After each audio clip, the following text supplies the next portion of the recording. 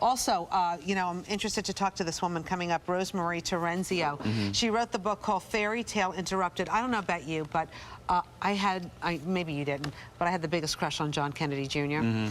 And so whenever there's anything written about him or a book, like, I have to read it immediately. No, I hear you. I grew up in Massachusetts, so I mean, the Kennedys, I'm as interested as anybody in all that. And so she worked with him. And believe it or not, she may be the only girl in New York City who didn't like, you know, like originally. Like, she tried to keep it professional? She didn't think he was cute or liked him. I mean, do you buy that, though? I don't know. We're going to talk to her coming up in the 9 o'clock hour. Well, he was as close as it comes to American royalty. John F. Kennedy Jr. was one of the most recognizable New Yorkers. He and his wife, Carolyn Bessette, were hounded by the media to the point it caused problems in their marriage. All right, that's just one of many interesting details to come out of the new book, Fairy Tale Interrupted. It's written by JFK Jr.'s personal assistant and publicist. Good morning. Thanks for being with us. RoseMarie Terenzio. Nice to have you here. So listen, RoseMarie, I'm reading the book, and I'm thinking you are the only woman in New York City who did not have a crush on John Kennedy Jr. Not my type. I mean, handsome man, but not my type.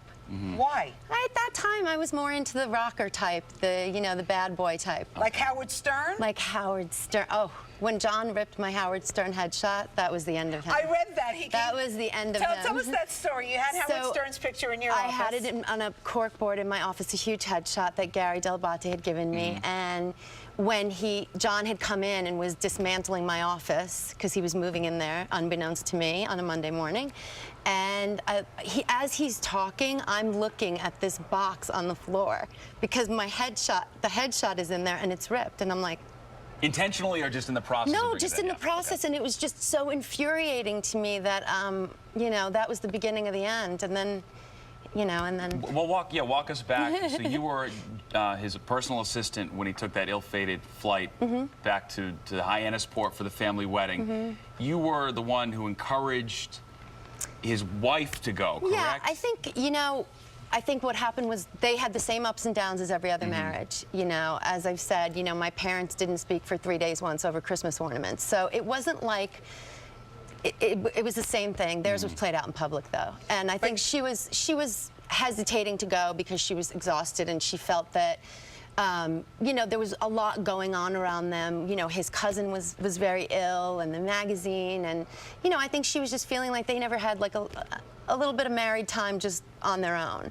But, you know, the marriage was not falling apart, as they say. Everybody thought that they were getting a divorce at that point. Yeah, I mean... Would you have known? I would have, unfortunately, I would have known. But I mean, sometimes, unfortunately, I would have. You encouraged Caroline to get on that plane.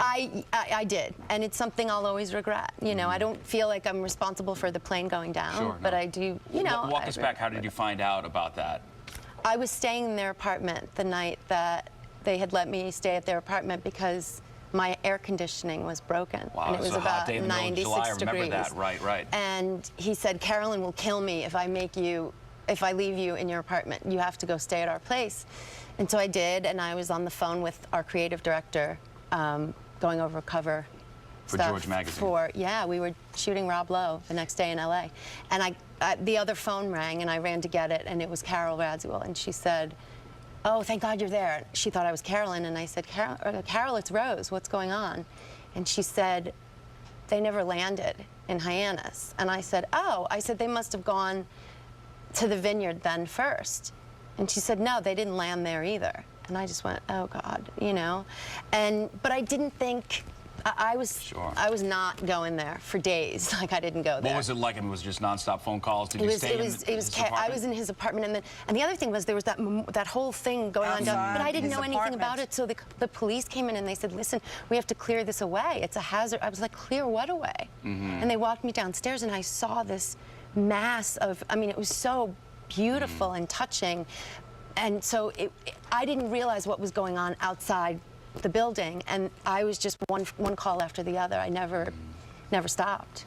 I know that you probably have looked back at that time, and you started off as you worked at a PR firm. Michael Berman's PR firm, and that's how I met John. Michael was good friends with John. Yes. John came in, and the two of them, John and Michael, decided they were going to put together this George magazine. Yeah. And you were going to get fired, but John took you on as his personal assistant. Tell us something about John that we don't know. That he was really, really smart.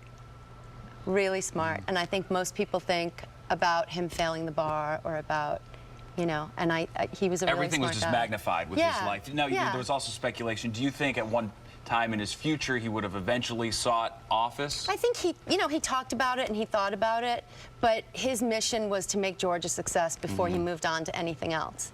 So I think, and I think George, you know, would be rocking today with what's going on in politics and what's gone on in politics. So usually when people write a book about somebody that they work with, there's always like a lot of negative stuff. They kind of bash their former employer, but this is really a loving book. they were so good to me. It's like a platonic love story to them. They were really good to me, and you know, it's you know, the book is about more. It's my fairy tale interrupted because I'm a girl from the Bronx who came from nothing. My parents were working 2 and 3 jobs all the time, and then I come into this amazing world of, you know, pop culture and politics and, you know, Ivy in the League. center of all of it, right, And right, you're just you're like, right in oh the my middle. God, and then it all goes away, and you're just lost. I was lost for a long time. But now you're back working, right? What are you Yeah, doing? I started my own PR firm. What's it called? RMT PR Management. Fantastic. And it's great. I love it. I'm glad I went right back to PR because I'm a natural, I think. Well, congratulations to you. Thank you so Meanwhile, much. there's a book signing tonight? Yes, at Barnes & Noble on 86th Street at 7 o'clock.